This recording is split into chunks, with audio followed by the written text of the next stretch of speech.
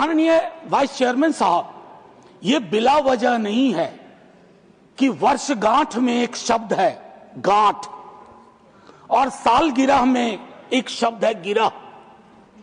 तो ये गिरह और गांठ को समझे बगैर 150वीं साल का उत्सव गान उत्सव मैं समझता हूं आधा अधूरा होगा, बेईमानी होगी हम सब के बिहाफ पे।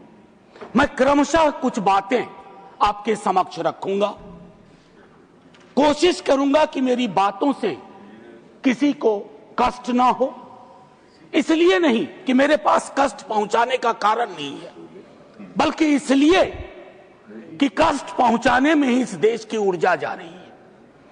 जिन ओहदेदारों को मलहम लगाना चाहिए वो नमक की बोरी लेके जख्मों पे छिड़कते हैं। तो इस परिपाटी को बंद करने की चेष्टा होनी चाहिए। मुझे स्मरण है कि कई साथियों से जब बात होती है, सत्ता पक्ष के भी हैं, वो भी ऐसा ही विचार रखते हैं। गर्व की बात है कि क्योंकि ये गीत हमारी सांस्कृतिक और भावनात्मक एका पहचान का प्रतीक बंगाल में लिखा गया, लेकिन सरहद पार कर गया। सिर्फ इसलिए नहीं कि इसके बोल बहुत अच्छे थे, इस गीत के स्पिरिट को देखिए। इस गीत का स्पिरिट बंगाल से पंजाब पहुंचता है, जहां इसको जानने वाले लोग नहीं थे, इसके शब्दार्थ को भावार्थ को समझ रहे थे। इसलिए मैं कह रहा हूं कि विविधताओं के बावजूद बहुलवादी संस्कृति इस देश का हिस्सा रही है। हम ऐसे ही पले बढ़े हैं। कोई नुक्कड़, कोई गली, कोई गांव नहीं है जहां हमने हिंदू, मुसलमान, सिख, ईसाई, नास्तिक ना देखे हों। आजादी की लड़ाई में सबका योगदान, हिंदू, मुसलमान, सिख, ईसाई और नास्तिक भी। अपने जीवन के एक बड़े हिस्से में मैं भी नास्तिक, जब मैंने भगत सिंह को पढ़ा मैं नास्तिक क्यों, तो मुझे गर्व होता था कि भगत सिंह वाली परंपरा। एक चीज मैं इससे पहले कि कहूं, एक महत्वपूर्ण चीज कहना चाहता हूं। मैं इस सदन में जितनी बार बोला हूं, नेहरू जी जरूर यहां चर्चा में आते हैं।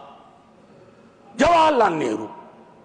सर, मैं कांग्रेस का नहीं हूं, लेकिन अपने को नेहरूवादी मानता हूं, गांधीवादी मानता हूं, अंबेडकरवादी मानता हूं, और परस्पर विरोध नहीं है। इनका तब के वक्त में विरोध था, लेकिन मैं आज कह रहा हूं, अगर कोई ऐसी व्यवस्था हो कि ये पृथ्वी पे आएंगे ना, तो एक मोर्चा बना लेंगे एक साथ मिलकर। आज की हकीकत के संदर्भ में मैं क्यों कह रहा हूं, एक छोटी चिट्ठी, आजकल चिट्ठियां पढ़ी जा रही हैं सर, लेकिन चिट्ठियां पढ़ने में लोग थोड़ी बेईमानी कर रहे हैं। सेमीकोलन के बाद का हिस्सा पढ़ते हैं, पूरा पत्र नहीं पढ़ते हैं। अमृता शेरगिल जी जवाहरलाल नेहरू जी को लिख रही हैं, यह है नवंबर 6, 1937। सर गौर कीजिएगा, बहुत प्यारी खूबसूरत चिट्ठी है। यह चिट्ठी कहती है, उनकी किताब मिली थी आत्मकथा। यह चिट्ठी कहती है, my dear Jawahar, as a rule I dislike biographies and autobiographies. They ring false, pomposity or exhibitionism. But I think I like yours. You are able to discard your hello. You are capable of saying, when I saw the sea for the first time, when others would say, when the sea saw me for the first time. Sir, आजकल ऐसे लोग बहुत तरक्की कर रहे हैं जो ये कहते हैं कि समंदर ने आज मुझको पहली बार देखा, ये नहीं कि मैंने समंदर को पहली बार देखा। ये एक महत्वपूर्ण चीज है सर। ध्रुवीकरण आज के हमारे जीवन का हिस्सा बन गया। क्या बंकिम बाबू ने यह कल्पना की थी, उस महाकवि ने यह कल्पना की थी कि देश इतने टुकड़ों में बंट जाएगा? पार्टीशन से ज्यादा, पार्टीशन से ज्यादा।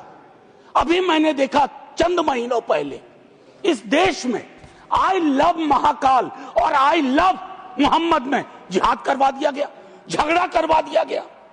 I can love every God simultaneously, yet I want to remain in peace, in prosperity, seeking justice and getting it. ये रवायत क्यों खत्म हो रही है? सर, ये न केन प्रकारेण चुनाव जीत जाए, मैं बधाई देता हूं। चुनाव जीतना एक कला है, हो सकता है ये इस कला में आप निष्णात हो, लेकिन सर, मैंने कहा तो मैं चोट नहीं पहुंचाऊंगा, लेकिन चुनाव जीत जाए और देश हार जाए, देश टुकड़ों में बट जाए, गलियों गलियों में नफरत की फसल हो, ये कौन सा वंदे मातरम है? ये कौन सा वंदे मातरम है? मैं सिर्फ ये कहना चाहता हूं, चुनाव जीतने की कई पद्धतियां हैं, कुछ पब्लिक को पता है, कुछ अभी नहीं पता है, आने वाले दिनों में पता चल जाएगा, क्योंकि इस मुल्क में कोई सीक्रेट बहुत दिन छुपता नहीं है। लेकिन एक चीज जो सबके सामने उजागर है कि आप चुनाव के वक्त, चुनाव से पूर्व, चुनाव के दौरान आप किस प्रकार की जुबान बोल रहे हैं। सर, मैं जानता हूं, जब तमाम हमारे सीनियर साथी लोग, मंत्री लोग एक दिन तो पब्लिक लाइफ छोड़ के जाएंगे, मैं भी जाऊंगा छोड़ के सर, मैं भी छोड़ के जाऊंगा, लेकिन मूल्यांकन करूंगा मेरी बातों ने कितनों को चोट पहुंचाई है, कितने घर में दीवारें खड़ी कर दी, कितने गांव में तकसीम जैसे हालात कर दिए। मैं वंदे मातरम के माध्यम से कश्मीर पे बोलूंगा, शाम में मेरी ट्रोलिंग हो जाएगी, मैं नहीं बोलूं क्या? चुप हो जाऊं भय से, डर से? सर, 1 मिनट का वक्त दीजिए, मैं ज्यादा वक्त, मेरे दूसरे स्पीकर हैं वो बोलेंगे, बस मुझको 1 मिनट का वक्त दीजिए, मेरी बातें अधूरी रह गई हैं। लेकिन ऐसे अवसरों पर अक्सर होता है, सालगिरह जरूर मनाएं, गिरह का ध्यान रखें, वर्षगांठ जरूर मनाएं, गांठों का ध्यान रखें, और अगर वो न कर पाए तो इतना जरूर करें, इन महापुरुषों को, इनकी रचना को अपनी राजनीति का अवसर न बनाए, औजार न बनाए। और एक आखिरी टिप्पणी करूंगा, पहले भी कह चुका हूं सर, इस सदन में पक्ष विपक्ष दोनों तरफ महापुरुषों को याद करने वाले लोग हैं। सर, 30 सेकंड और दे दीजिए, न जाने उस कुर्सी में क्या है जो बैठता है, जो बैठते हैं। सर, बस 30 सेकंड दे दीजिए, मैं 30 सेकंड मांग रहा हूं। प्लीज। मैं सिर्फ इतना कहना चाहता हूं, मैंने पहले भी कहा, प्रधानमंत्री जी को एक्चुअली बीजेपी के लोगों को नेहरू का धन्यवाद करना चाहिए। वो पॉलिटिकल लाइफ जैकेट की तरह इस्तेमाल किए जाते हैं। Nehru ji political life jacket. इसलिए कल सदन में एक नेता ने कहा, मैं आज यहां दोहराता हूं, एक दिन तय करिए और तय करिए कि मुकदमा हो। आप भी जिरह करिए, हम भी जिरह करें। मैं इतिहास का छात्र हूं, दिल्ली आया था एमए हिस्ट्री करने, धारा थोड़ी बदल गई, लेकिन आज भी इतिहास को संदर्भ में देखता हूं। 1937, 1905, 1915 की बातें पढ़ूंगा तो पूरा पैराग्राफ पढ़ूंगा, सेमीकोलन के बाद नहीं पढ़ूंगा। और मेरा इतिहास बोध 14 से पहले का है, 14 के बाद का नहीं है। जय हिंद, वंदे वंदे। Thank you. Doctor M Thambidurai ji.